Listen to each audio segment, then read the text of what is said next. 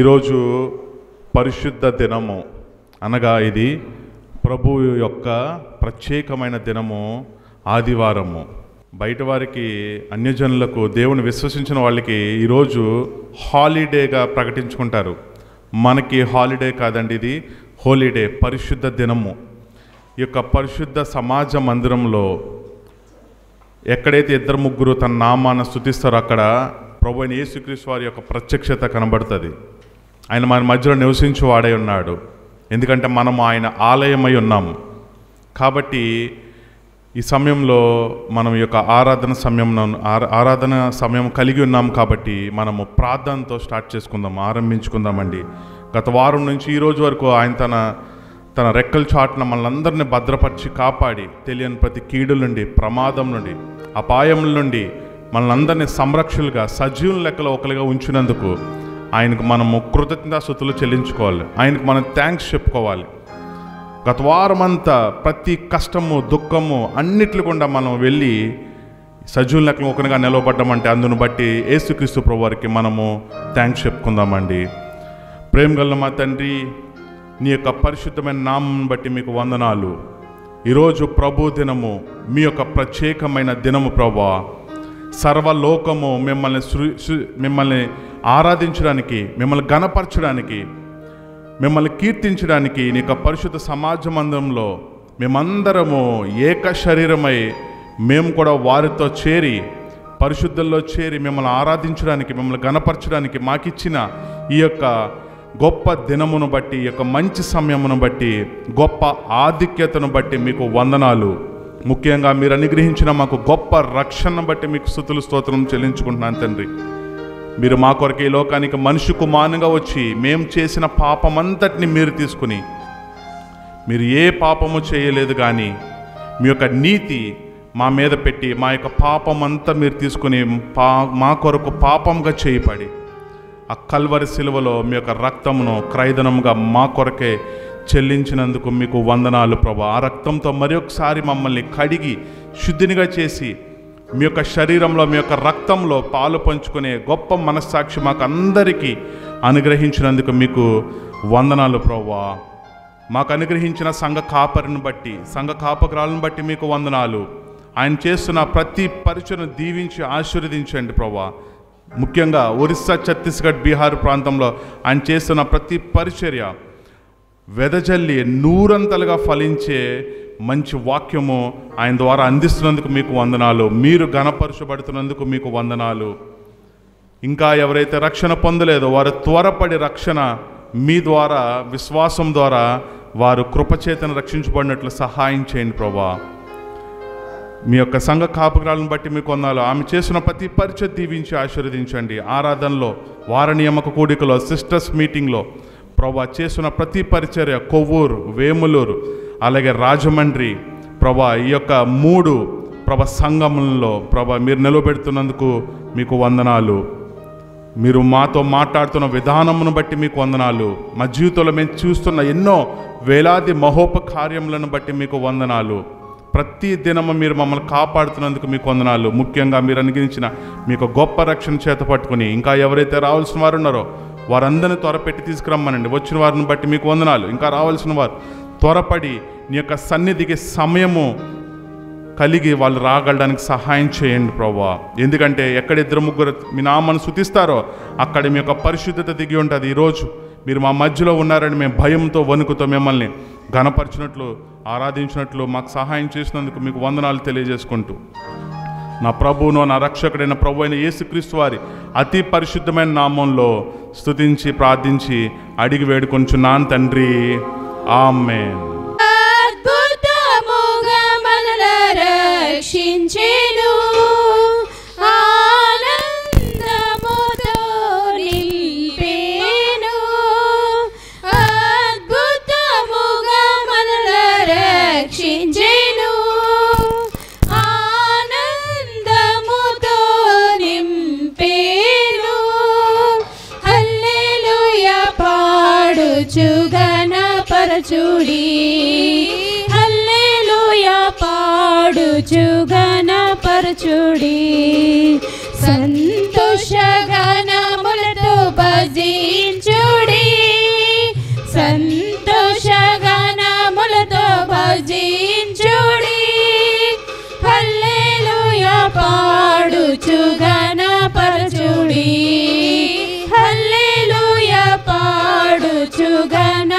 పరచుడి స్తుతింపరండి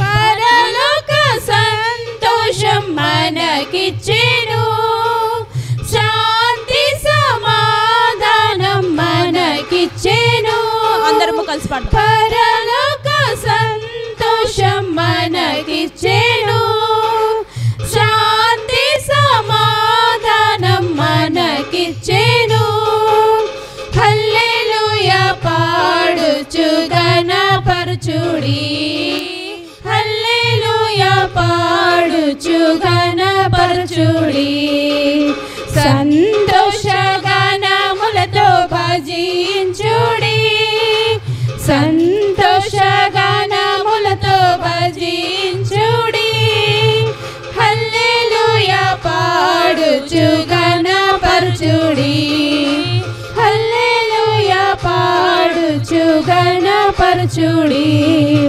స్తుతింపరండి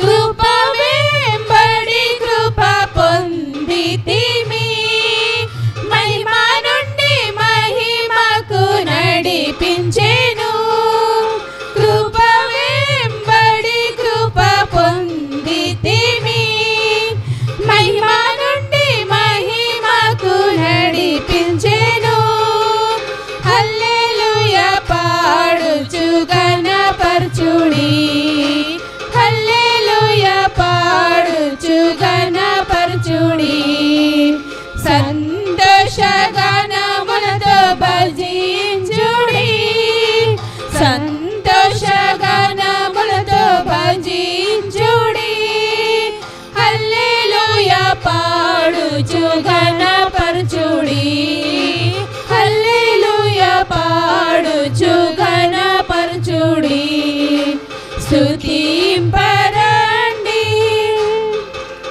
వాక్య సమృద్ధిని మనకొసగిన్ పాలు తేనెలతో తృప్తిపరచిన్ వాక్య సమృద్ధిని మనకొసగిన్ పాలు తేనెలతో తృప్తిపరచిన్ హల్లెలూయా పాడుచు ఘనపరచుడి హల్లెలూయా పాడుచు ఘనపరచుడి సంతోషగానములతో భజించుడి సంతోషగానములతో భజించుడి హల్లెలూయా పాడుచు ఘనపరచుడి హల్లెలూయా పాడుచు ఘనపరచుడి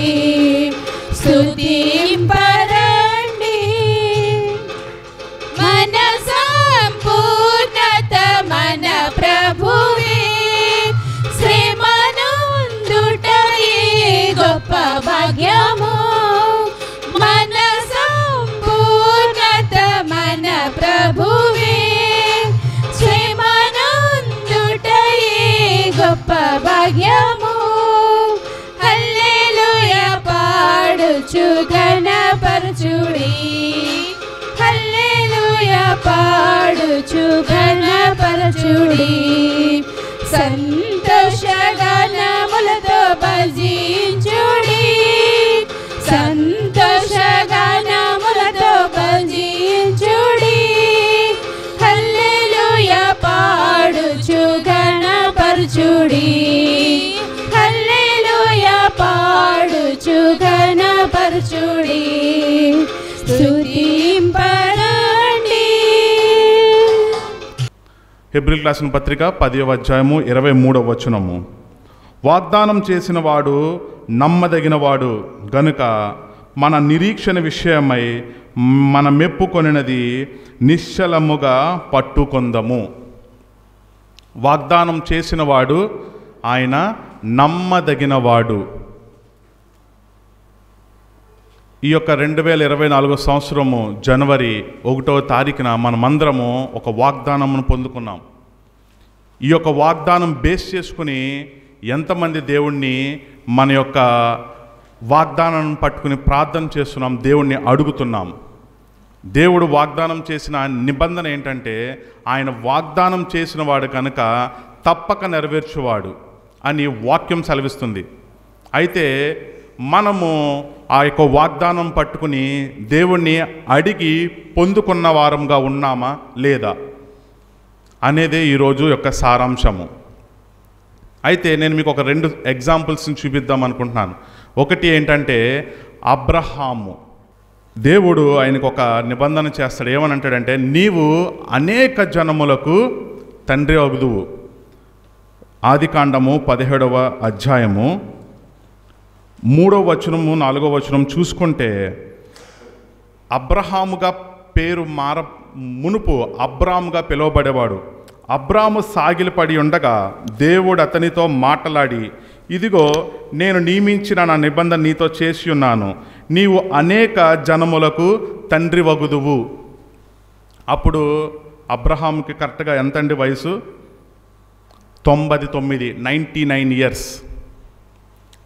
ప్రభు అయిన యేసుక్రీస్తు, ప్రభు అయిన దేవుడు యెహోవా ఆయనకు నిబంధన ఏమని చేస్తున్నాడు? నీవు అనేక జనములకు తండ్రి వగుతావు. అబ్రాము ఈ యొక్క దేవుడు మాట్లాడింది తన యొక్క పనివారు అందరూ ఉన్నారు, ప్రవక్తలు వాళ్ళందరూ ఉన్నారు, ఆయనతో బహుమంది పనివారు ఉండేవారు. వాళ్ళందరి దగ్గరికి వచ్చి దేవుడు నాతో ఈ నిబంధన చేశాడంటే వాళ్ళందరూ కిస్ అని నవ్వుతారు. 99 సంవత్సరములు. రోమిల్ రాసిన పత్రిక 4వ అధ్యాయంలో చూసుకుంటే షారాయి యొక్క గర్భము మృతతుల్యమైపోయింది. It is dead. పిల్లల కనని దానిగా ఉన్నది, మృతతుల్యమైంది. అబ్రాము కూడా నవ్వుతాడు. ఆఖరికి అబ్రాము కూడా నవ్వు వస్తుంది. ఇగో నీ పేరు అబ్రాము నుంచి అబ్రహాముగా మార్చబడుతుంది, అనగా నీవు అనేక జనములకు తండ్రి వగుదు అని. 17వ వచనం చూద్దామండి, పేజ్ నెంబర్ 12. అప్పుడు అబ్రహాము సాగిలపడి నవ్వి, 100 ఏండ్ల గలవానికి సంతానం కలుగున, 90 ఏండ్ల శారా కనున అని మనసులో అనుకొనెను. అబ్రహాముకు కూడా నమ్మకం లేదు.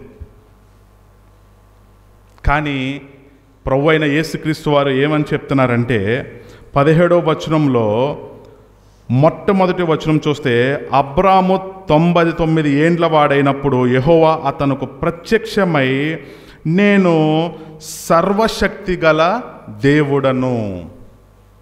మనం అడిగేటప్పుడు మనల్ని బేస్ చేసుకుని కాదు అడగాల్సింది, ఆయన్ను బేస్ చేసుకుని అడగాలి. ఆయన సర్వశక్తి గల దేవుడు. అలాగే శారా 99 ఏండ్లు కలిగినప్పుడు ఆమె యొక్క గర్భము ధరిస్తుంది, ఇస్సాకును కంటది. అవునండి. దేవుడు వాగ్దానం చేసిన వాడు తప్పకుండా నెరవేర్చువాడు. ఆయన సర్వశక్తి గల దేవుడు, సృష్టికర్త. ఈ లోకాన్ని సృజించింది, నిన్ను నన్ను సృజించింది ఆయనే. కానీ విశ్వాసం లేని వారు ఏం చేస్తున్నారంటే, సృష్టికర్తను విడిచిపెట్టి సృష్టాన్ని పూజిస్తున్నారు. కాబట్టి విశ్వాసంతో మన యొక్క వాగ్దానాన్ని బేస్ చేసుకుని దేవుణ్ణి మనము అడగాలి. అదే ఈరోజు అబ్రహాం ద్వారా నీతో నాతో మాట్లాడుతున్నాడు. ఆయన వాగ్దానం చేసిన వాడు తప్పక నెరవేర్చువాడు. రోమిల్ రాసిన పత్రిక 4వ అధ్యాయము 17వ వచనము 18వ వచనం చూద్దామండి. తాను విశ్వసించిన దేవుని ఎదుట, అనగా మృతులను సజీవులనుగా చేయువాడును. ఏం చేయగలడండి ఆయన? మృతులను సజీవులనుగా చేయవాడు. ఈ లోకంలో మీలో ఎవరైనా కండ్లతో చూసింది కాకుండా చెవులతో విన్నది ఎక్కడన్నా మనం చూసామండి ఇప్పటివరకు? చనిపోయిన వ్యక్తి తిరిగి లేవడం. యేసుక్రీస్తు ప్రభువారు తప్ప ఈ లోకంలో మొదటి శతాబ్దము నుండి ఈ 2024వ 2000వ శతాబ్దం వరకు ఎవరైనా ఎక్కడైనా కని విని ఏదైనా ఉందా? లేదు. మృతులను సజీవులు కనుక చేయగలిగిన సర్వశక్తి గల దేవుడు. రెండవది, లేని వాటిని ఉన్నట్టుగానే పిలుచువాడునైన దేవుని ఎదుట అతడు మనకందరికీ తండ్రి అయి ఉన్నాడు. లేని వాటిని ఉన్నవాటిగా చేయగలిగిన సామర్థ్యం కలిగిన దేవుడు. ఆయన మనందరికీ తండ్రి అయి ఉన్నాడు. అబ్రహాముని దేవుడు ఎలా అయితే నువ్వు అనేక జనములకు తండ్రి అవుతావని ఆశీర్వదించాడో, మనము కూడా ఆయన మీద ఆధారపడినప్పుడు తప్పకుండా ఆయన మనలను ఆశీర్వదించు దేవుడై ఉన్నాడు. మనము ఈరోజు ఈ యొక్క పరిశుద్ధ దినమునకు, పరిశుద్ధ ఆలయమునకు సమయాన్ని పాటించాలి, సమయానికి రావాలి, పాటల్లో మనమందరం ఏకీభవించాలి. ఆయన్ను మాత్రమే మనం ఆరాధించేది. మరి ఎవ్వరు మనం చూస్తున్నారని కాదు, మనల్ని గ్రహిస్తున్నారని కాదు, కానీ దేవుడు మనలందరినీ తన కన్నులారా ఆయన ఖచ్చితంగా పరిశీలిస్తున్నాడు.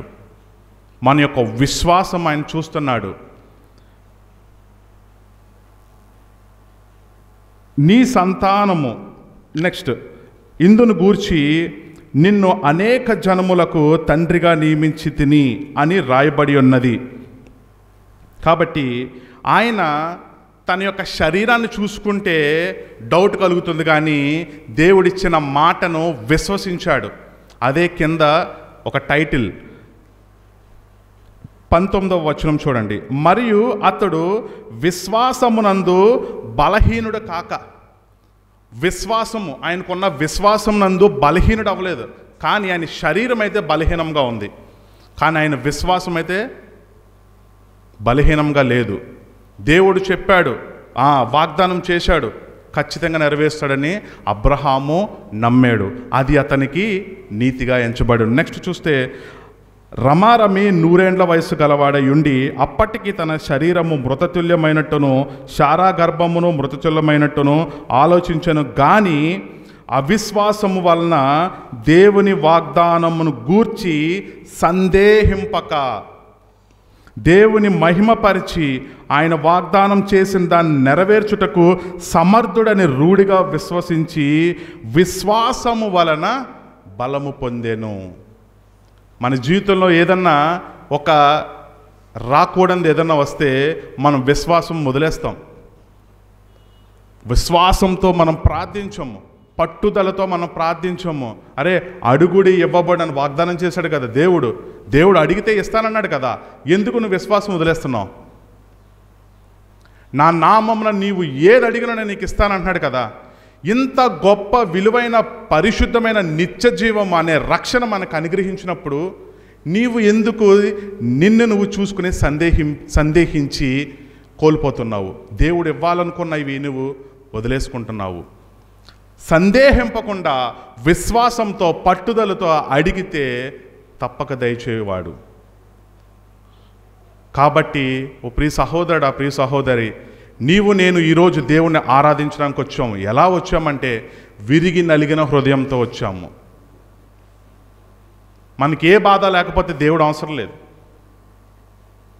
మనలో ఏదో ఒక ముళ్ళు ఉంది, ఆ ముళ్ళుని తుంచడానికి దేవుడు సామర్థ్యుడు, బలమును అనుగ్రహించువాడు.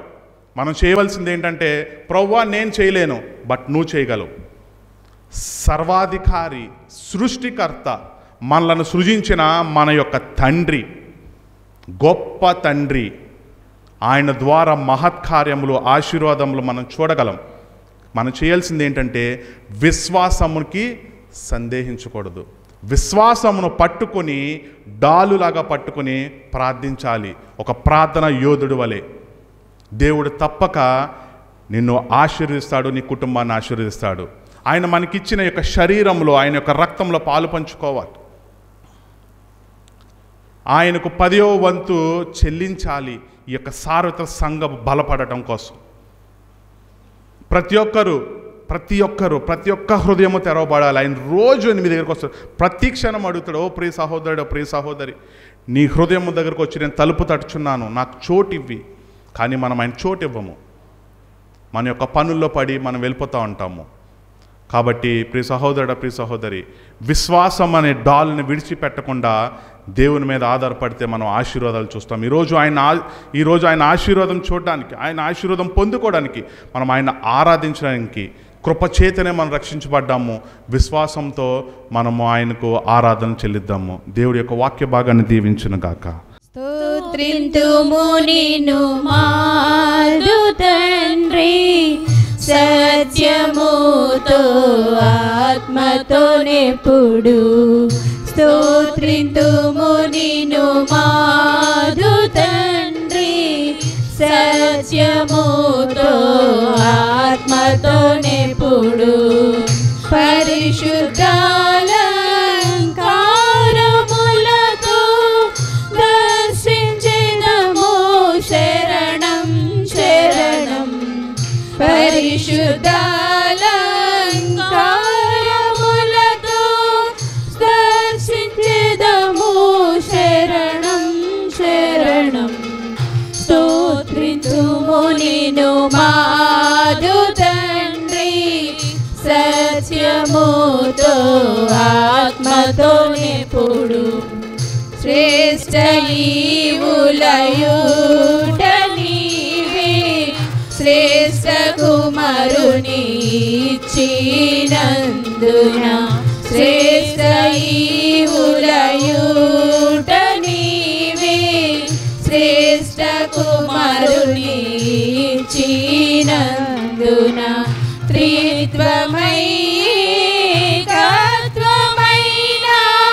త్రిలోకనాథ శరణం శరణం.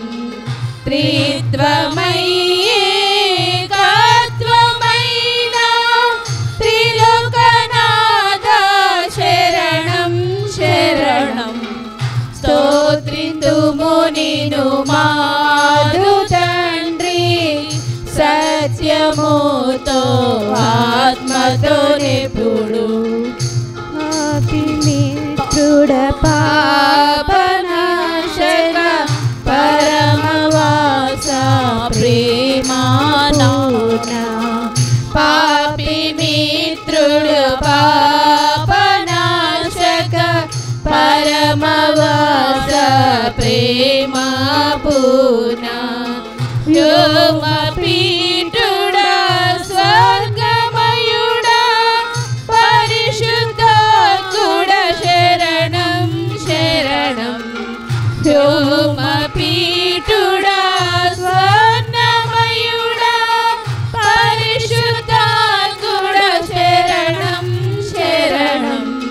స్తోత్రింతుము నిన్ను మాదు తండ్రి, సత్యముతో ఆత్మతోనెప్పుడు. ధవళవర్ణుడ రత్నవర్ణుడ సత్యరూపీ అనబడువాడా.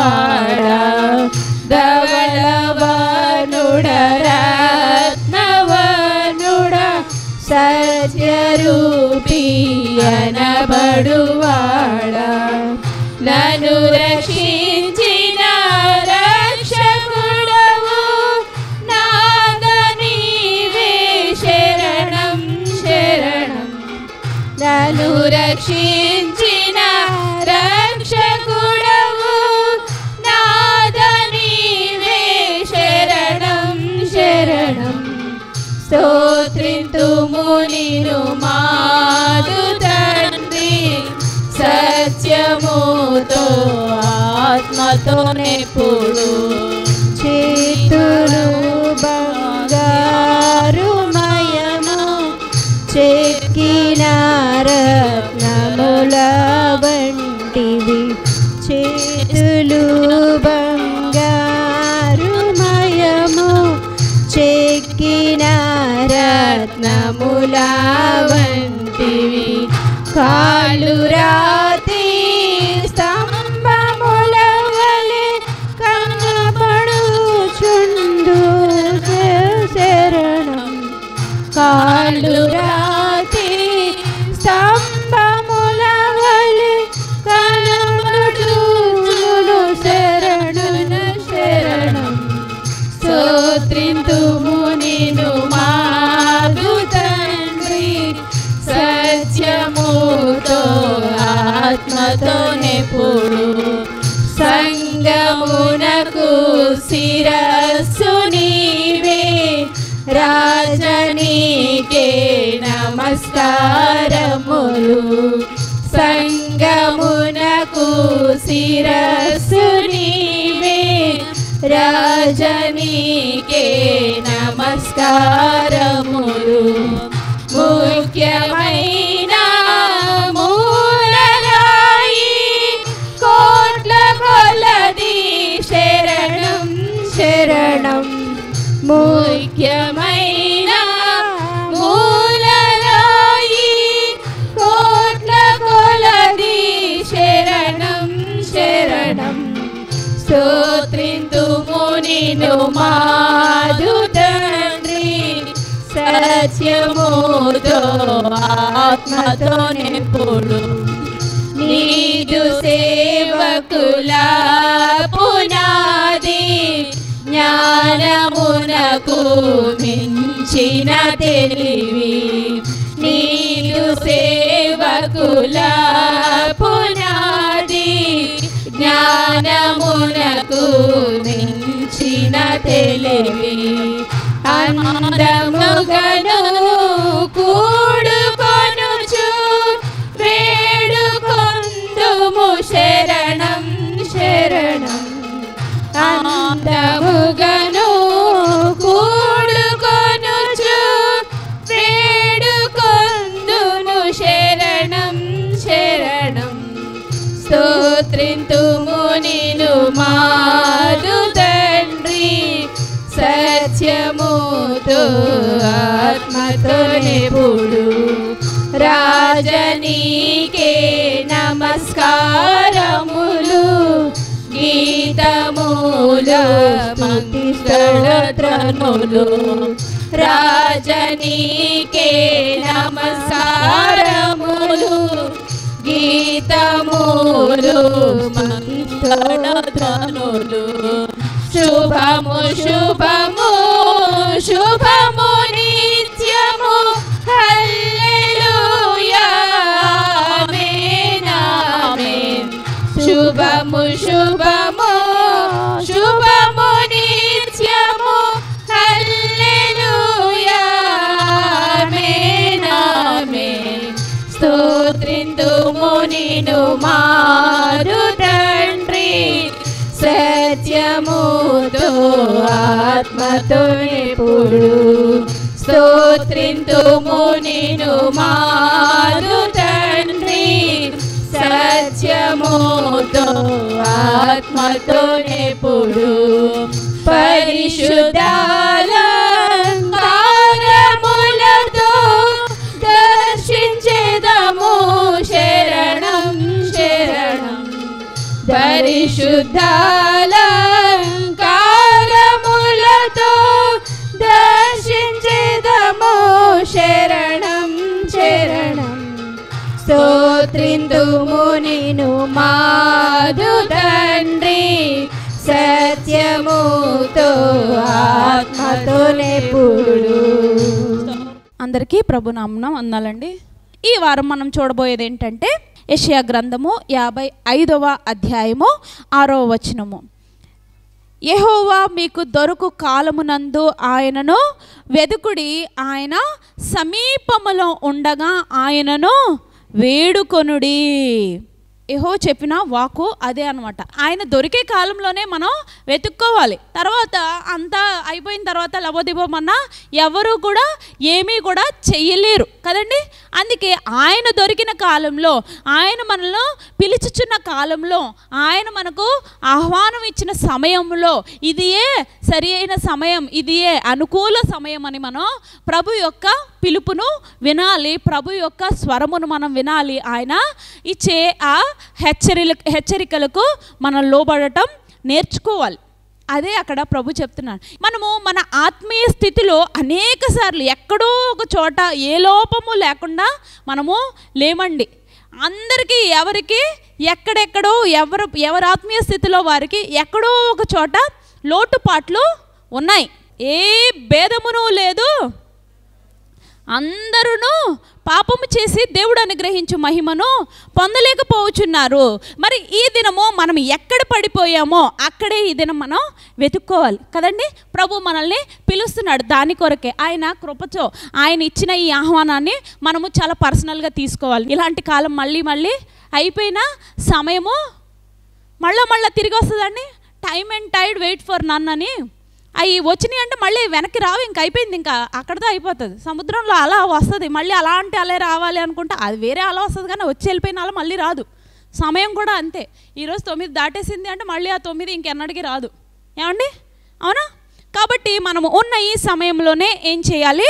చాలా జాగ్రత్త కలిగి, జ్ఞానము కలిగి, మరి వివేచన కలిగి మనము ప్రభు మనకిస్తున్న హెచ్చరికలను మనము మన హృదయంలో దాచుకోవాలి, వాటికి మనం లోబడాలి. అప్పుడే మనము ఆయనకు నానాటికి సమీపిస్తాము. ఆయన రాజ్యంలో ఆయనతో పాటు ఉండే అవకాశాన్ని మనం దక్కించుకుంటాము. అది ఆయన అక్కడ చెప్తున్నాడు. అయితే దీనికి యేసుక్రీస్తు ప్రభు వారు ఉపమాన రీతిగా చక్కని ఉపమానం చెప్పారు కదా. మత్తయి సువార్త 25వ అధ్యాయము 1 నుంచి 13 వచనాలు చదువుకుంటే అక్కడ ఆయన ఆ మాటే చెప్తారు. పరలోక రాజ్యము తమ దివిటీలను పట్టుకొని పెండ్లి కుమారుని ఎదుర్కొని బయలుదేరిన 10 మంది కన్యకలను పోలి ఉన్నది. వీరిలో 5 బుద్ధి లేని వారు, 5 బుద్ధి గలవారు. బుద్ధి లేని వారు తమ దివిటీలను పట్టుకొని తమతో కూడా నూనె పోసుకొని తీసుకొని రాలేదు. బుద్ధి గలవారు తమ దివిటీలతో కూడా సిద్ధెలలో నూనె తీసుకొని పోయిరి. పెండ్లి కుమారుడు ఆలస్యము చేయగా వారందరూ కునికి నిద్రించుచుండిరి. అర్ధరాత్రి వేళ ఇదిగో పెండ్లి కుమారుడు అతనిని ఎదుర్కొన రండి అని కేక వినబడెను. అప్పుడు ఆ కన్యకలందరూ రేచి తమ దివిటీలను చక్కపరిచిరి. గాని బుద్ధి లేని ఆ కన్యకలు, మా దివిటీలు ఆరిపోవచున్నవి గనుక మీ నూనెలలో కొంచెం మాకియుడి అని బుద్ధిగల వారిని అడిగిరి. అందుకు బుద్ధిగల కన్యకలు, మాకును మీకును ఇది చాలదేమో, మీరు అమ్మవారి యొద్దకు పోయి కొనుక్కొనుడని చెప్పిరి. వారు కొనబోవుచుండగా పెండ్లి కుమారుడు వచ్చెను. అప్పుడు సిద్ధపరచబడి ఉన్న వారు అతనితో కూడా పెండ్లి విందుకు లోపలికి పోయిరి. అంతటా తలుపులు వేయబడెను. ఆ తరువాత తక్కిన కన్యకలు వచ్చి, అయ్యా అయ్యా మాకు తలుపు తీయమని అడగగా అతడు, మిమ్మును ఎరుగనని నిశ్చయముగా మీతో చెప్పుచున్నాను. నేను ఆ దినమైనను ఆ గడి అయినను మీకు తెలియదు గనుక మెలకువగా ఉండుడి. ఇందుకనమాట మళ్ళా ఆహ్వానం ఇచ్చేది. ప్రభు వచ్చే సమయానికి మనం ఎలా ఉండాలంట? బుద్ధిగల కన్యకల వలె సిద్ధంగా ఉండాలి. సిద్ధలలో నూనె వేసుకొని, మన ఆత్మీయ సిద్ధలలో నూనె వేసుకొని మన ఆత్మను ఆయనతో, ఆయన వాక్యములతో ఆయనతో నింపుకొని మనం ఏం చేయాలి? సిద్ధపాటు కలిగి, ఏ జామో ఏ రేయో ఏ చీకట్లో మధ్యరాత్రి వేళనా, లేకపోతే ఆయన ఎప్పుడు వస్తాడో మీకు చెప్తాడో మాకు అది ఇట్స్ ఎ మిస్టరీ. రెండవ రాకడ ఈజ్ ఏ మిస్టరీ. ఆయన ఖచ్చితంగా వస్తాడు. మన ఆత్మను ఆయన రక్షించాడు అంటే మన ఆత్మల మీద భారము, లేకపోతే మన ఆత్మల మీద బాధ్యత ఎవరికి ఉందండి? మనల్ని రక్షించుకొనినా యేసుక్రీస్తు ప్రభు వారిదే. అప్పుడు రెండవ రాకడలో ఆయన వచ్చినప్పుడు ఆయన మనల్ని సిద్ధపడి ఉంటే, మీ నూనెలతో మీరు సిద్ధపడి ఉంటే పరలోక రాజ్యంలో ఆయనతో పాటు పెండ్లి విందుకు మీరు వెళ్తారు. ఒకవేళ మీరు సిద్ధపడలేదు అంటే మీరెవరో నాకు తెలియదని ఆయన చాలా స్పష్టంగా చెప్తానని అక్కడ చాలా యేసుక్రీస్తు ప్రభువారు స్వయాన ఆయనే రాసిన ఉపమానం ఇది. కాబట్టి మనం అర్థం చేసుకోవాల్సింది ఏంటంటే, మనం మరణించిన తర్వాత ఏమైపోతామో మనకే తెలియదన్న క్లారిటీ లేకుండా మాత్రం జీవించొద్దు. కష్టపడి ఇంత భక్తి చేస్తున్నామంటే దీనికి ఏదో ఒక రివార్డు మనం పొందుకోవాలి. అవునండి, ఏదో ఒక బహుమానం మనం పొందుకోవాలి. ఎంత భక్తి చేస్తున్నామంటే దీనికి ఒక విలువ ఉండాలిగా. ఏమండి, లోకంలో వేరుగా ఉండి అన్యులతో సహవాసం చేయక చాలా కష్టపడి మనము చాలా విషయాలలో కాంప్రమైజ్ అయ్యి దేవుని కొరకు నిలబడతాం కదా. అప్పుడు మనం ఏం చేయాలి? ఏదో ఒకటి ఉంది దీని వెనకాల నమ్మాలిగా గట్టిగా. కొంతమందికి మనలో ఉన్న వాళ్ళే బాగా వాక్యం వింటారు, కానీ ఓ డౌట్ ఏంటంటే, పాపం చచ్చిపోయిన తర్వాత ఎక్కడికి వెళ్తామో ఎటు వస్తామో మనకేం తెలుసులే, ఎవడు చూడొచ్చాడులే అంటున్నారు. అది భక్తి కాదండో, అది నిరీక్షణ కాదు. మనం నిరీక్షించాల్సింది వేరే ఉంది. ఏంటా వేరే? మనం మరణిస్తే అయితే ఆయనతో పరలోక రాజ్యంలో ఉంటాము. మన ఆత్మ సిద్ధముగా లేకపోతే కింద పాతాళంలో మనం పడవేయబడతాము. ఈ రెండే దారులు. ఏమండి, మన ఆత్మకు రెండు దారులు. అయితే పరలోక రాజ్యం, లేకపోతే పాతాళము, లేకపోతే నరకము, నిత్యము మండుచున్న అగ్ని గుండములో మనము పడవేయబడతాము.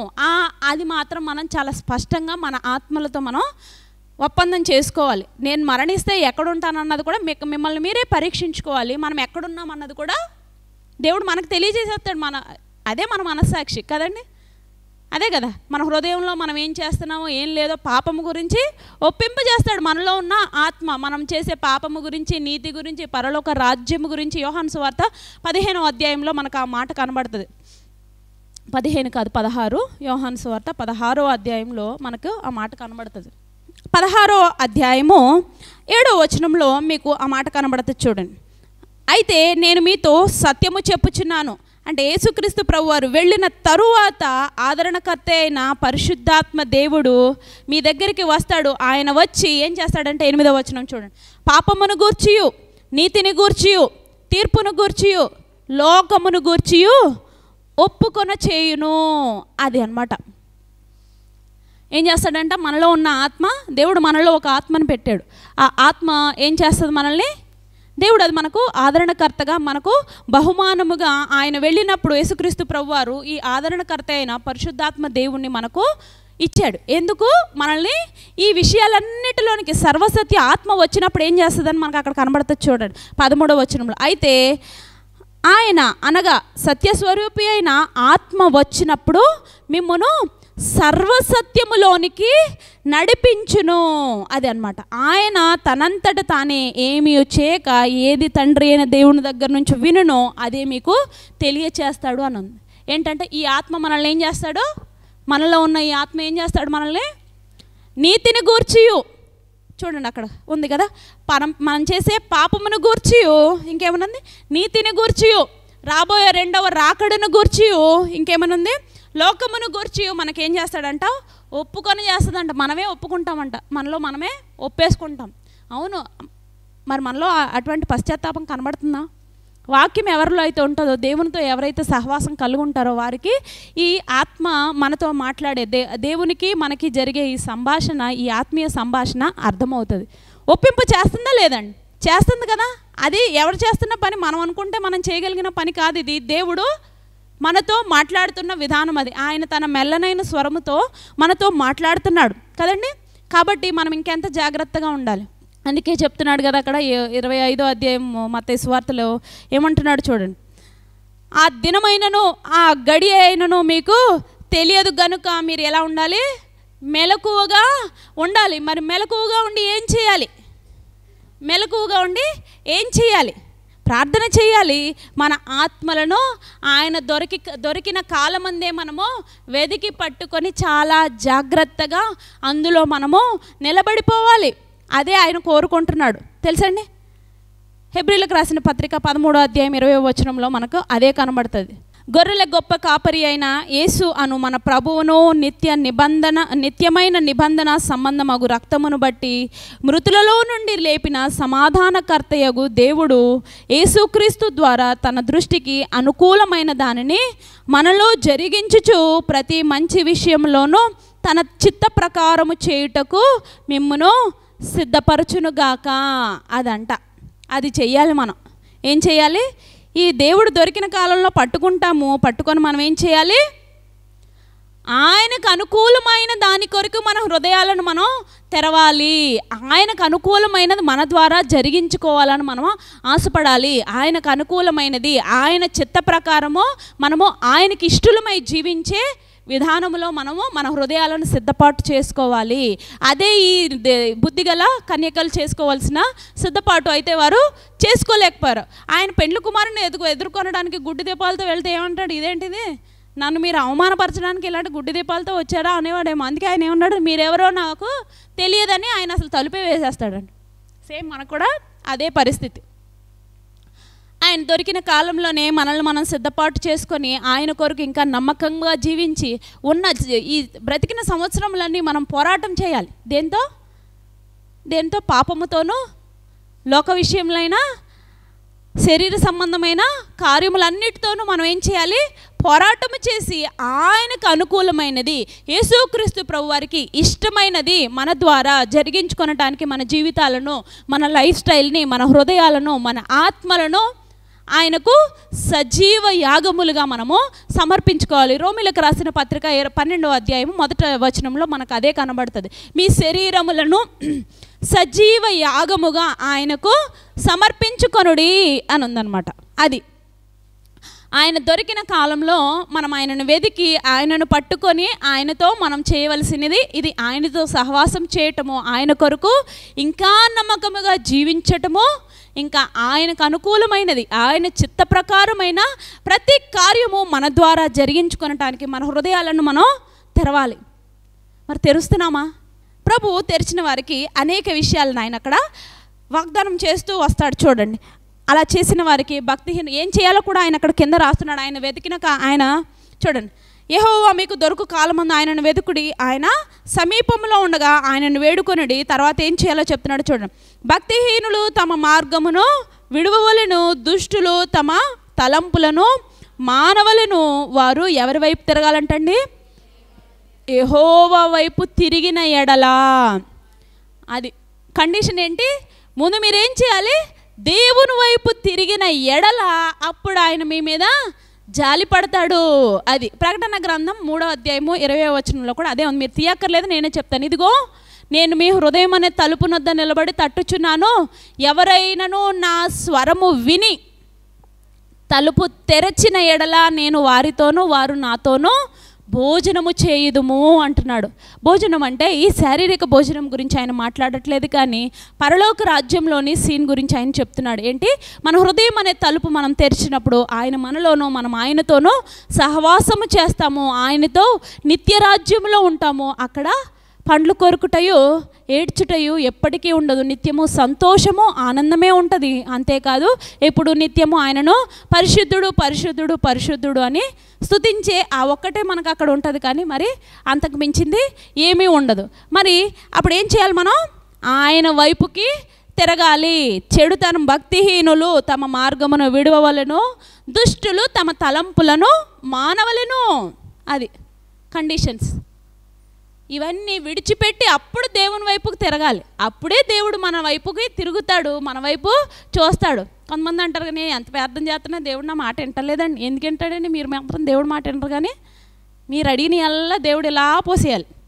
ఇవ్వడం కూడా డైరెక్ట్ పోసేయాలన్నమాట కదా. మనం మాత్రం మన దుష్ట తలంపులను విడిచిపెట్టాం, మన చెడు నడతలను విడిచిపెట్టాం, మన దుష్టత్వాన్ని విడిచిపెట్టాం, హృదయ కాఠిన్యాన్ని విడిచిపెట్టాం. దేవుని మాటకు లోబడే తత్వం అసలు ఉండదు, కానీ దేవుడు మాత్రం అన్నీ కుమ్మరించేయాలి. దేవుడు అంత ప్రేమమయుడు కాబట్టే మనం ఆయన ఇంకా మన పాపములను చూసి కూడా మనల్ని ఇంకా ఆయన అంతగా ప్రేమిస్తున్నాడంటే ఆయన ఎంత కృప కలిగిన వాడో అది మనం అర్థం చేసుకోవాలి. ఈ వాక్యానికి టైటిల్ కూడా అదే. ఆయన కృపతో నిన్ను నన్ను మరలా మరలా మరలా మరలా ఆయన ఆహ్వానం ఇస్తూ ఉన్నాడు. ఎందుకు? ఆయనకు తెలుసు నరుడు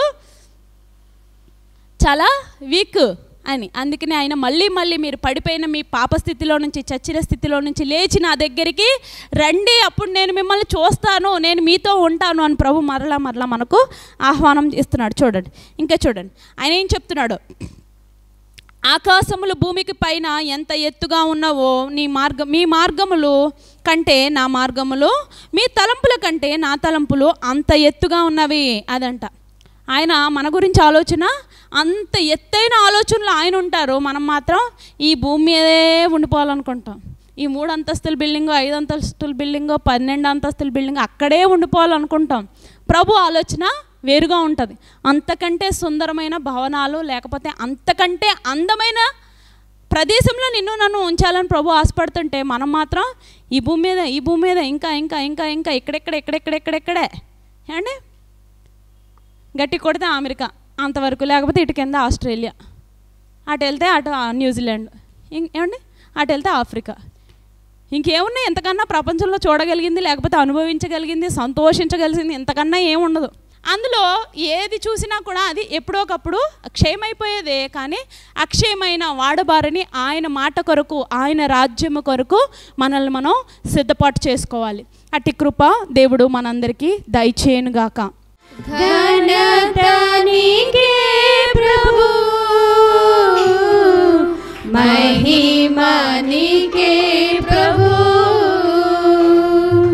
ఘనత నీకే ప్రభు, స్తుతియు మహిమ ఘనతయు ప్రభావము నీకే ప్రభు, స్తుతియు మహిమ ఘనతయు ప్రభావము నీకే ప్రభు. ఆరాధనా ఆరాధనా ఆరాధనా ఆరాధనా ప్రియ యేసు ప్రభునకే, నా యేసు ప్రభునకే, ప్రియ యేసు ప్రభునకే, నా యేసు ప్రభునకే, మహిమ నీకే ప్రభు,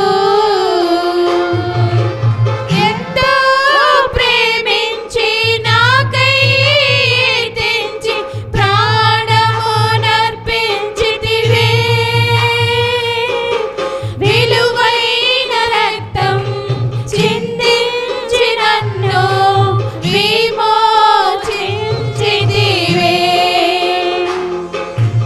ఎంతో ప్రేమించి నాకై తెంచి ప్రాణమునర్పించితివే, విలువైన రక్తం చిందించి నన్ను విమోచించితివే.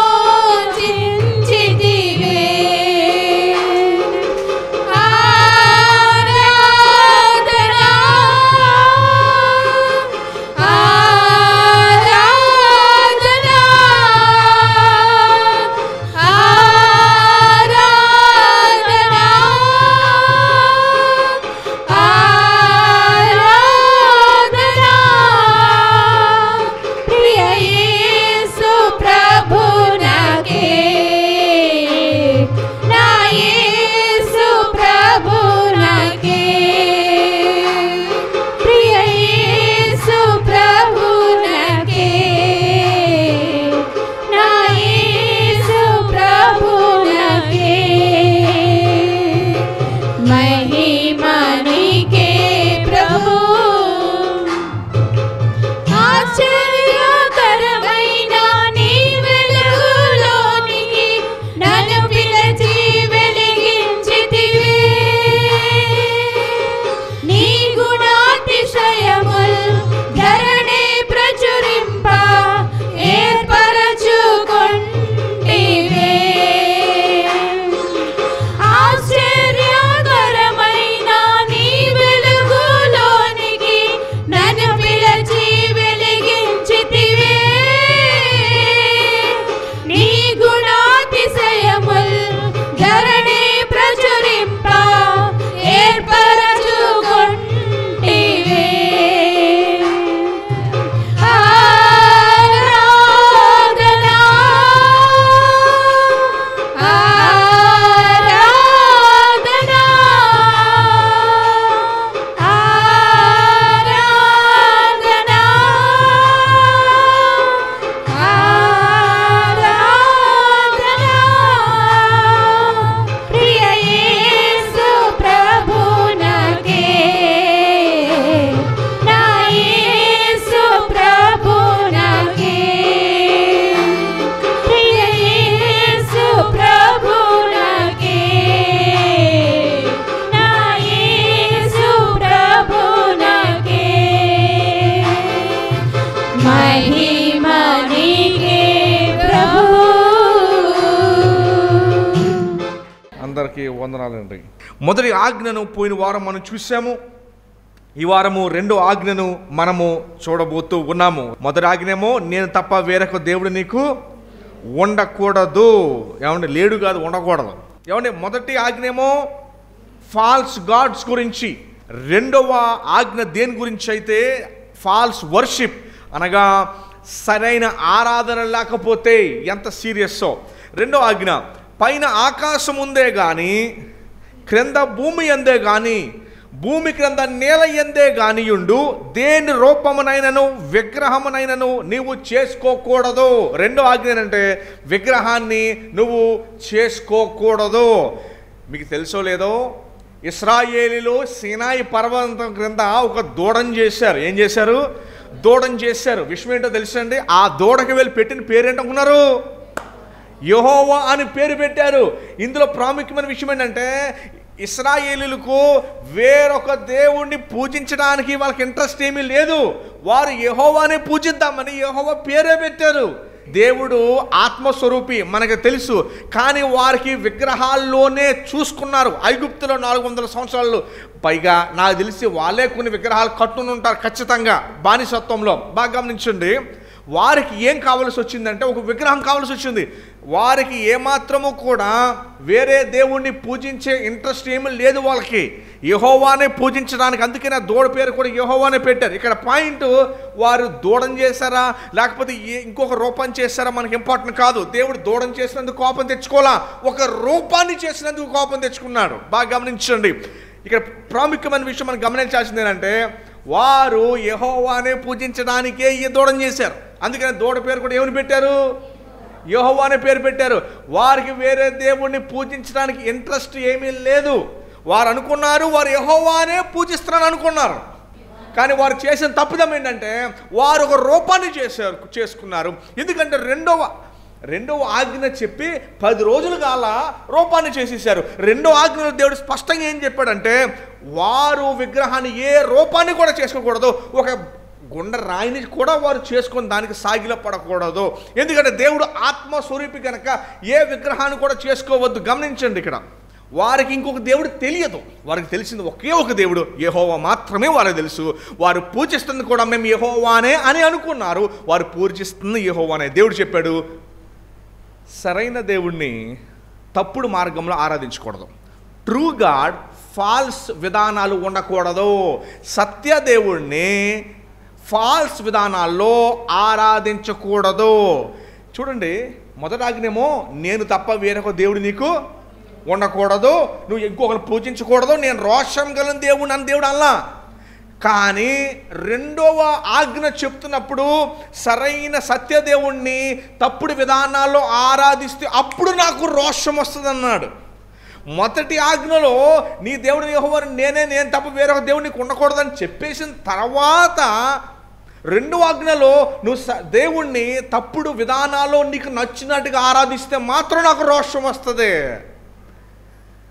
చూడండి, చాలామంది దేవుడి దగ్గర నుంచి బెనిఫిట్లు పొందుతారు, దేవుని దగ్గర నుంచి కాపుదల పొందారు. దేవుని దగ్గర నుంచి కాపుదల పొందారు. ఈ రెండు జరిగినాయి. ఇప్పుడు వాళ్ళ దృష్టిలో ఏంటంటే నేను ఇప్పుడు దేవునికి ఏదో ఒకటి చెయ్యాలి, నేను దేవునికి ఏదో ఒకటి చేయాలి, ఎందుకంటే దేవుడి దగ్గర నేను పొందుకున్నాను, ఇప్పుడు నేను దేవునికి నా భక్తిని ఎలాగైనా సరే నేను చూపించుకోవాలి అని చెప్పి ఏం చేస్తారంటే వారి హృదయంలో తోచిన భక్తి చేయకూడదు, నేను ఇలా అనుకుంటున్నానని చేయకూడదు, భక్తి నీ హృదయంలో నుంచి రాకూడదు. రెండవ ఆజ్ఞ ఏంటో తెలుసా? భక్తి నీ హృదయంలో నుంచి రాకూడదు. దేవుని పద్ధతిలోనే ఆరాధించాలి. పాయింట్ ఏంటి? దేవుని పద్ధతిలో, అనగా దేవుడు బైబిల్ ఎలా చెప్పాడో ఆ రీతిగా ఆరాధించాలి. చాలామంది ఏం చేస్తారంటే వాళ్ళకి దేవుడు అంటే చాలా ఇష్టం, చాలా ప్రేమ దేవుడు అంటే ఏదో రకంగా ప్రేమ చూపించేస్తారు. నువ్వు దేవుణ్ణి ఏ రీతిగా ఆయన ఆరాధింపబడతాడో ఆ రీతిగా ఆరాధించాలి. ఈరోజు గుణదల కానీ విజయవాడలో ఉంటుంది, నాగపట్నం తమిళనాడు కానీ, మన కొవ్వూరు పక్కనే ఉంటుంది గౌరీపట్నం కానీ, ఎన్నడూ కూడా మీరు అక్కడికి వెళ్ళకూడదు. ఎందుకు వెళ్ళకూడదు అంటే బైబిల్ చెప్తుంది, నేను చెప్పట్లా. అదేంటంటే మీ పాస్టర్ ఎలా చెప్పారు అనుకోవద్దు. వారు దూడం చేసి యెహోవా అని పేరు పెట్టారు. అహరోను నేను ఎవడ చేయమన్నాడయ్యా దూడ, ఆ బంగారం పెట్టి నువ్వు ఎందుకు ఆ విగ్రహాన్ని చేసావు అంటే నాకేం సంబంధం లేదు, వాళ్ళు చేశారు అన్నాడు. అవునా, నీ వల్ల వాళ్ళ మీద నువ్వు శాపాన్ని తీసుకొచ్చావు. Wrong worship. సత్యదేవుణ్ణి నువ్వు తప్పుడు విధానాలు ఆరాధిస్తే దేవుడు అంటున్నాడు నాకు రోషం వస్తుంది, కోపం వస్తుంది. దేవుడి పద్ధతిలోనే ఆరాధించాలి తప్ప తోచిన భక్తి మనం చేయకూడదు. అయితే ఈ ప్రాంతాల్లో ఏం చేశారంటే విగ్రహాలు పెట్టి మనోళ్ళందరూ అక్కడికి వెళ్ళి, చాలామంది అక్కడికి వెళ్ళి మన ఆంధ్రప్రదేశ్లో వెళ్ళి ఆ విగ్రహాలకి దండం పెట్టి వస్తారు. ఈరోజు ఫస్ట్ పాయింట్ ఏంటంటే ఎందుకు విగ్రహాలు మనం పెట్టుకోకూడదు. దేవుడు ఆత్మస్వరూపి. యేసు ప్రభు ఫోటో ఏ దేశంలో ఉంది? మార్కెట్లో 100 రూపాయలకి, 50 రూపాయలకి, 500 రూపాయలకి అమ్మేస్తారు యేసు ప్రభు ఫోటో. ఎవరిని ఇంటికి వెళ్ళామనుకోండి, ఏమండి మీరు యేసు ప్రభు నమ్ముకున్నారంటే మీకెళ్ళి తెలిసి అదే ఫోటో ఉంది కదండి. యేసు ప్రభు జీవించుచుండగా ఎవరు కూడా ఆయన ఫోటోని గీల. అప్పుడు కెమెరాలు లేవు, ఫోన్స్ లేవు, కెమెరాలు, ఎవరు ఫోటో తీల. యేసు ప్రభు ఫోటో మొట్టమొదటిసారిగా 1534 సంవత్సరంలో మొట్టమొదటిగా మైకిల్ యాంజెలో అనే వ్యక్తి గీశాడు. అటు తర్వాత సంవత్సరాల్లో లియోనార్డో డావిన్సీ అని చెప్పి ఇంకొక ఫోటో గీశాడు. ఓకేనండి. అక్కడి నుంచి వీళ్ళకి లబ్ధమని. దానికంటే ముందు యేసుప్రభు ఫోటో ఎవరు గీలేదా అంటే 3వ శతాబ్దంలో గీయడానికి ప్రయత్నిస్తే ఊహించి వాళ్ళందరూ అన్నారంట గీయడానికి వీల్లేదు, ఇది విగ్రహం అయిపోద్దని ఆపించేశారంట. సో అంచేత యేసుప్రభు ఫోటో ఎవరి దగ్గర ఎక్కడ కూడా లబ్ధిమై లేదు. బైబిల్ చెప్పే సత్యం ఏంటంటే దేవుడు శరీర స్వరూపి కాదు, ఆత్మస్వరూపి. ఎందుకు మన విగ్రహాలు ఉండకూడదంటే ఫస్ట్ పాయింట్, దేవుడు ఆత్మస్వరూపి, దేవుడు శరీర స్వరూపి కాదు, ఆయన ఆత్మస్వరూపి. బైబిల్ ఏం చెప్తుందండి? ఎవరో దేవుణ్ణి ఎప్పుడు ఆగండి. మరి చాలామంది ఇంట్లో ఫోటోలు ఉంటాయి కదా, బైబిల్ చెప్తుంది దేవుణ్ణి ఎవడును ఎన్నడను చూడలేదు. ఇంకో వచ్చిన 1 యోహానులో 4:12 మనుషుల్లో ఎవరునూ ఆయనను చూడలేదు, చూడనేరుడు కూడా, అంటే చూడడానికి అవకాశం కూడా లేదంట. మరి ఆ ఫోటో ఎవరిదే? ఏ మానవుడును దేవుణ్ణి ఎప్పుడు కూడా. మరి శిష్యులు 12 మంది 33.5 సంవత్సరాలు చూశారు కదా, యేసు ప్రభు యొక్క భౌతికమైన శరీరాన్ని చూశారు. అది ఆ ఫోటో ఎవరి దగ్గర లేదు గనక, అసలు ఆ రూపములో కూడా మన దగ్గర ఫోటో లేదు గనక పెట్టడానికి వీల్లేదు. బైబిల్ చెప్తుంది అది దేవుణ్ణి ఎవడును ఎప్పుడు చూడనేరడు, చూసి సజీవంగా ఉన్నవారు కూడా చూడలేరు. దేవుణ్ణి ఎవరు ఎప్పుడు చూడాల. మొట్టమొదటి పాయింట్ ఏంటంటే దేవుడు ఆత్మస్వరూపి. సో ఆత్మస్వరూపిని మనము విగ్రహాలు చేయలేము. ఎక్కడ కూడా మందిరంలో ఫొటోస్ ఉండవు. ఎందుకు ఫొటోస్ పెట్టమంటే దేవుని ఫోటో ఎక్కడ కూడా లేదు. బైబిల్ చెప్తుంది ఎవరు ఎప్పుడు ఆయన ఎక్కడ కూడా చూడలేదు, అందుకని విగ్రహాలు పెట్టము. అందుచేత మనము విగ్రహారాధన దేవునికి చాలా హేయము. బైబిల్ చెప్తుంది దేవుణ్ణి ఎన్నడూ ఎప్పుడు చూడాల, నువ్వు ఏ రూపాన్ని చేసుకోకూడదు. ఇంకోటి చూడండి, నువ్వు సాగిలపడకూడదు, పూజింపకూడదు. ఏం చేయకూడదండి? సాగిలింపకూడదు, పూజింపకూడదు. అర్థమవుతుందండి?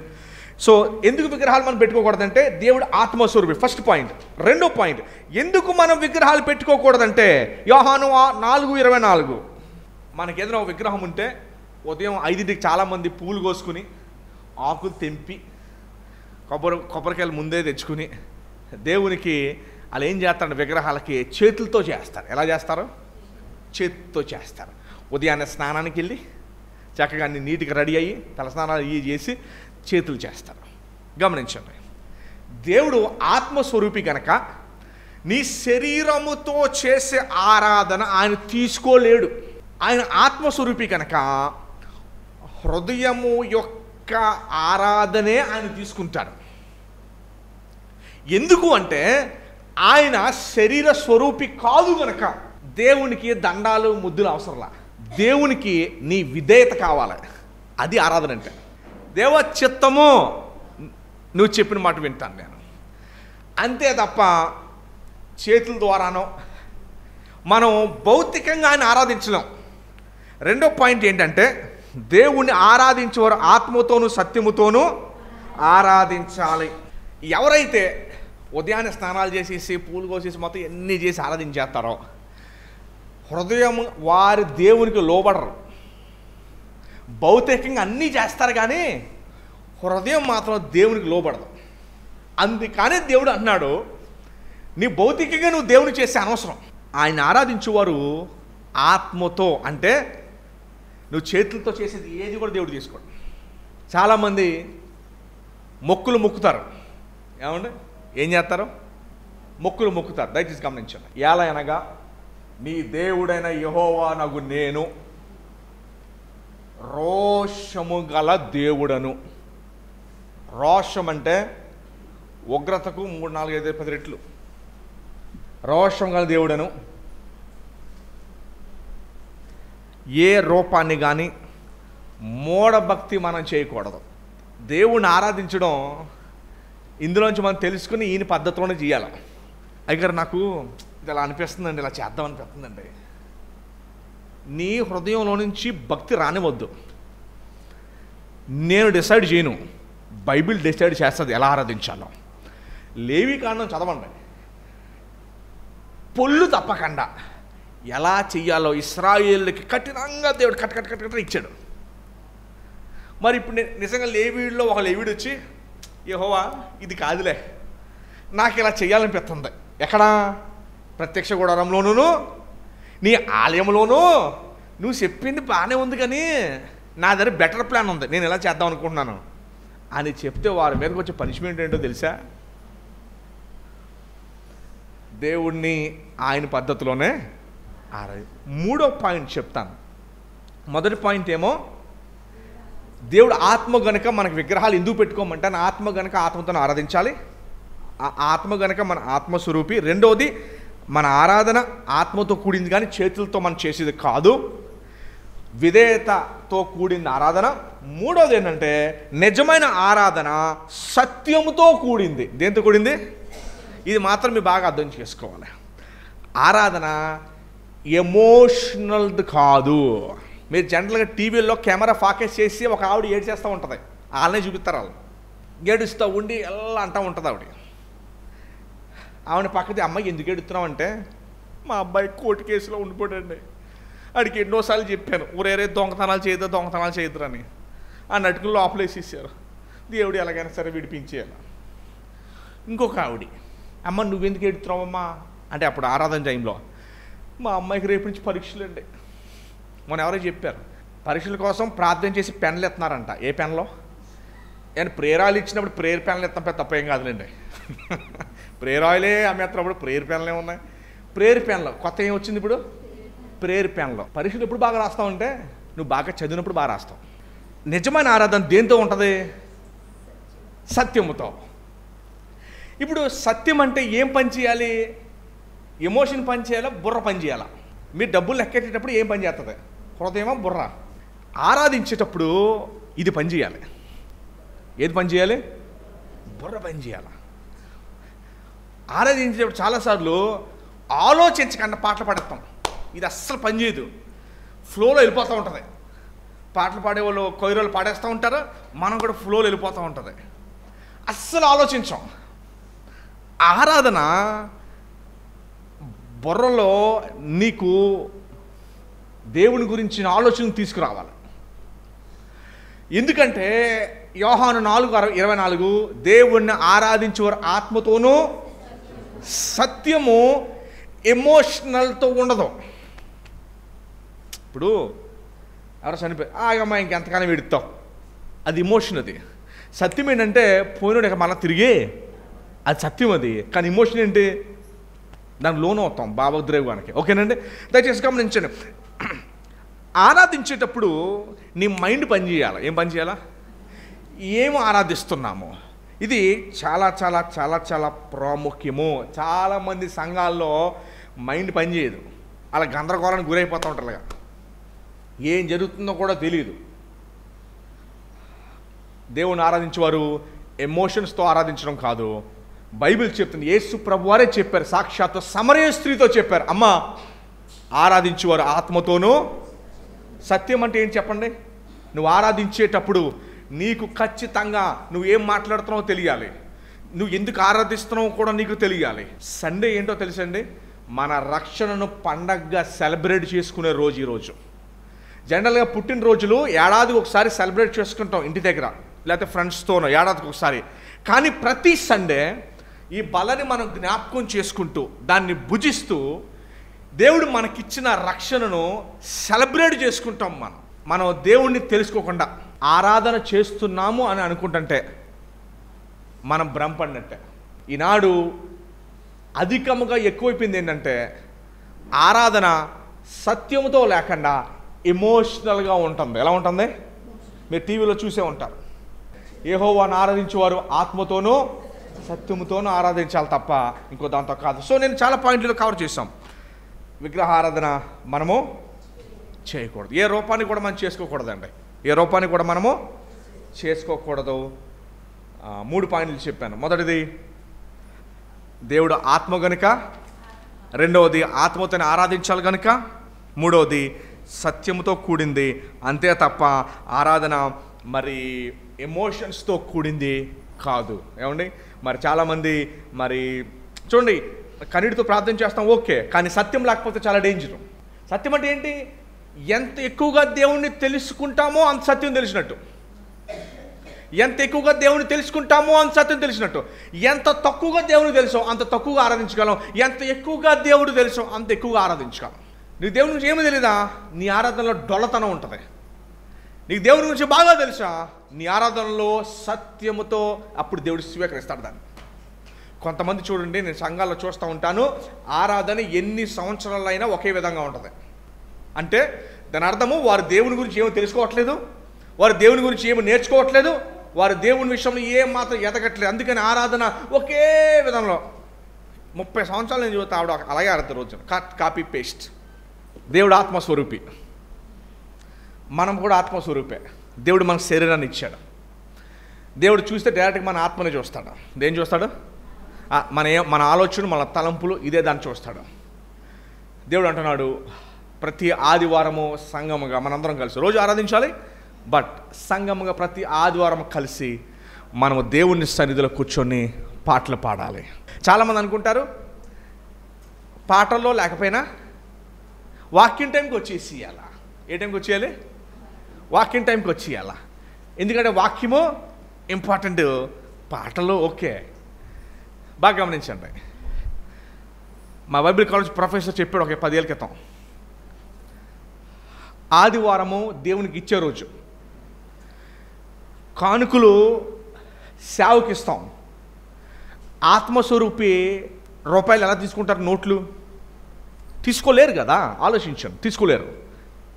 రూపాయలు నోట్లు సేవకుని పోషించడానికి, సేవ పరిచర్యకు మనం ఇచ్చే మన కష్టార్జితంలోంచి ఇచ్చే దశంభాగము. నూతన నిబంధనలో లిమిట్ లేదు కనుక నువ్వు ఇచ్చేది ఏదైనా కూడా ప్రేమపూర్వకంగా సేవకి వెళ్తుంది. మరి దేవునికి ఏం వెళ్తుంది? దేవునికి ఏం వెళ్తుంది అంటే నీ కృతజ్ఞత భావంతో దేవుణ్ణి స్తుతించి, దేవా నువ్వు గొప్పవాడివి, నాకు రక్షణ ఇచ్చావు, నన్ను పోషిస్తున్నావు, నాకు జీవితాన్ని ఇచ్చావు, కుటుంబాన్ని ఇచ్చావు, ఉద్యోగాన్ని ఇచ్చావు, కష్టపడడానికి శక్తిని ఇచ్చావు, నేను బ్రతుకుతున్నాను, అందుని బట్టి మీకు వందనాలు, నువ్వు నన్ను చేసినందుకు నాకు ఇచ్చిన రక్షణను బట్టి మీకు వందనాలు అని దేవునికి సత్యముతో హృదయపూర్వకంగా ఆయనకి ఇచ్చే మాటలు, ఆ భావము, ఆ భయము, భక్తే ఆయనకి పోయే నైవేద్యం. ఇందులో వేసేది డైరెక్ట్గా దేవుడికి వెళ్దండి. అన్యులు అనుకుంటారు ఇది దేవునికి అనుకుంటారు. ఇది దేవుని డబ్బులు అవసరంలా, కానీ సేవకు అవసరం. మరి దేవునికి ఏం కావాలి? అందుకనే సండే మార్నింగ్ వాక్యం కంటే ఇంపార్టెంట్ ఏంటో తెలిసి నువ్వు దేవునికి ఇచ్చేది, నువ్వు వచ్చేది దేవునికి ఇవ్వడానికి. వాక్యము ఎప్పుడైనా వినొచ్చు, వారంలో ఏ రోజైనా వినొచ్చు, కానీ వాక్యం కంటే మోస్ట్ ఇంపార్టెంట్ సండే మన వాక్యం చెప్తుంది, కృతజ్ఞత అర్పణలతో ఆయన గుమ్మములో ప్రవేశించుడి. ఆయన సన్నిధిలో ఆయన స్తుతించడానికి, ఆరాధించడానికి మనం రావాలి. మనం సాంగ్స్ అందుకనే అంత ఇంపార్టెంట్, పాటలు అందుకనే అందరం కలిసి దేవా నీకు వందనాలు, నీ స్తుతులు, నీకు గణపరుస్తున్నాను దేవా. మరి పాటల ద్వారా అదే మనం చేసేది. అందుకనే సాంగ్స్ చాలా చాలా చాలా చాలా ఇంపార్టెంట్. అయితే మన గడిచిన కాలాల్లో మనకి నేర్పించబడిన పాఠం ఏంటో తెలుసా?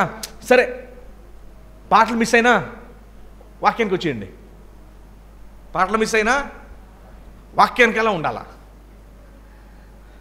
బైబిల్ చెప్తుంది పాటలు is equally very very important. కైసరికి ఇచ్చేయండి, దేవునిది. ఆ ఒక మాట మనకు అర్థమైంది కదా, దాని సారాంశం అర్థం కాల మనకి. మరి దేవునికి ఇచ్చింది అంటే దేవుంది ఏది అని అడిగితే ఇప్పుడు చెప్పండి నాకు. 51వ కీర్తనలో దావీదు పాపం చేస్తే దావీదు పాపం చేస్తాడు బెత్షెబాతో, ఉరాయిని చంపేసి చాలా పశ్చాత్తాపడతాడు. అప్పుడు దేవుడు అంటాడు, నువ్వు పశ్చాత్తాపడిపోయి మారు మనసు పొందేసి నాకు బలులు కోడులు అర్పించేస్తావేమో, వద్దు, అర్పించుకో. నాకు కావాల్సింది ఇంకోటి ఉంది, అదేంటో చెప్పండి సంగమా, చెప్పాలి, మీరు చెప్పాలి. హృదయము, ఆరాధన, ఇంకా సమయము, ఇంకా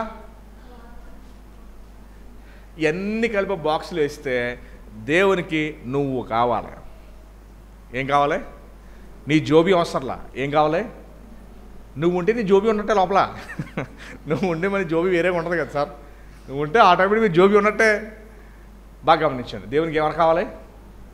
నువ్వు మనస్ఫూర్తిగా సిన్సియర్గా ఆయనకు అర్పించుకోవడం కావాలి. ఇదే దేవుడు తీసుకోగలిగిన ఆరాధన. మరి మీలో ఎంతమంది అది అర్పించి ఎక్కడి నుంచి వెళ్తున్నారో మీరే చూసుకోండి. మీకు దేవుని మధ్యలో అది. మీరు ఇక్కడి నుంచి వెళ్ళే ముందు, దేవా నీకు అర్పించి వెళ్తున్నా, ఏం వెళ్తున్నాను చూసుకోండి. మీరు అర్పించి వెళ్ళటం మీరే చూసుకోండి. దేవుడికి ఎవరు కావాలి? ఏం కావాలి దేవునికి? మీరు కావాలి.